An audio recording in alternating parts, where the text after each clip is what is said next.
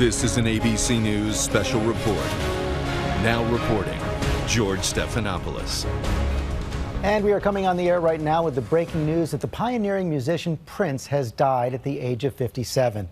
His publicist, Yvette Noel-Schure, told the Associated Press the music icon was found dead at his home Thursday in suburban Minneapolis. Sources had said he had been sick for some time, battling the flu. In fact, last weekend, his plane had to make an emergency landing after a concert in Atlanta in Illinois so he could be treated for the flu, but he was released, sent back home. But word coming just now that the musician Prince has died. Born Prince Rogers Nelson in Minneapolis, he came to fame in the 1980s with albums like 1999 and Purple Rain. The songs Little Red Corvette, When Doves Cry became one of the most commercially successful American pop artists ever, selling over 100 million albums. I'm joined on the phone now by Leah Greenblatt from Entertainment Weekly. And Leah, how would you describe the impact of Prince on the music world? I almost feel like you can't even calculate the impact of what he did for pop music, for pop culture, for fashion, for, I mean, you know, the films were maybe not his best work, but he was so iconic visually, sonically, has such a huge influence and impact, and was also just such a unique personality and such a unique songwriter. In some ways, his genius, the character he created.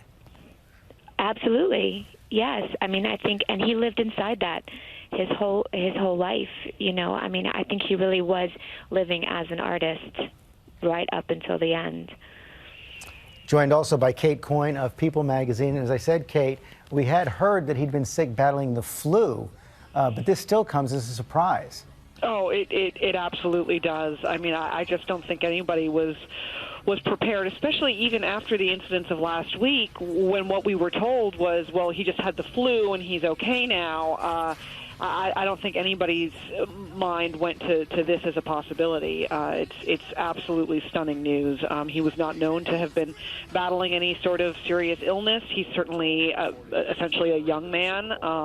You know, 57, this is just not the age in which you expect to lose someone. Enigmatic figure as well, changed his name several times, including that period where he even had his name was a glyph, and then he was known as the artist formerly known as Prince.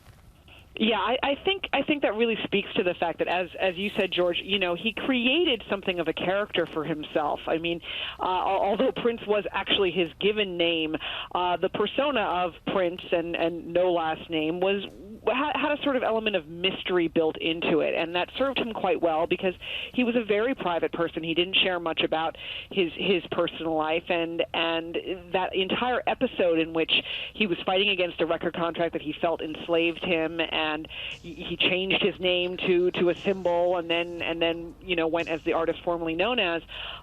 You know, that just also showed his willingness to really push boundaries and limits with his creative persona, with his creative expression. He was a real groundbreaker. And Jem Aswald from Billboard magazine, also a perfectionist.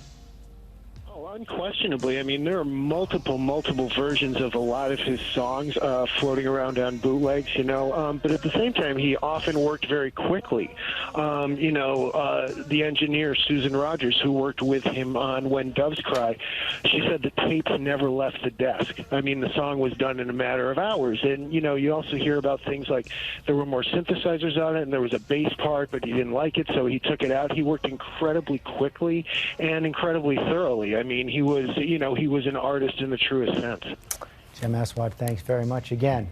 The news that the pioneering musical artist Prince has died at the age of 57 in suburban Minneapolis.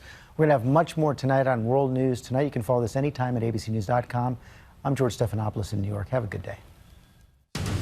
This has been a special report from ABC News.